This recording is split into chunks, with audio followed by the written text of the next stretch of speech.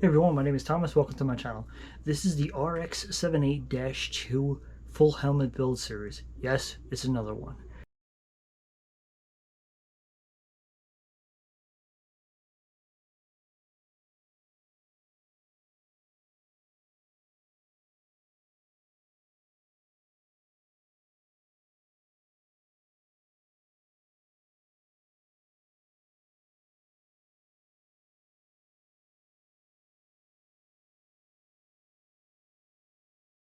This one I've already went through and printed everything, and I just got done assembling everything. So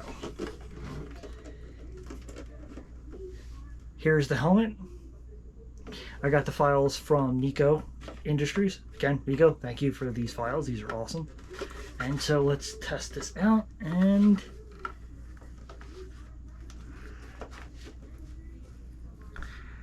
as you can see, I'm not sure if you can hear me or not, but as you can see, the helmet fits perfectly.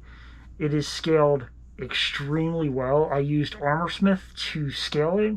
So from here, I'm going to sand it, prime it, and get ready for the final colors, which is pretty simple. It's yellow, red, and white, pretty much. So stay tuned for more, and thank you for watching.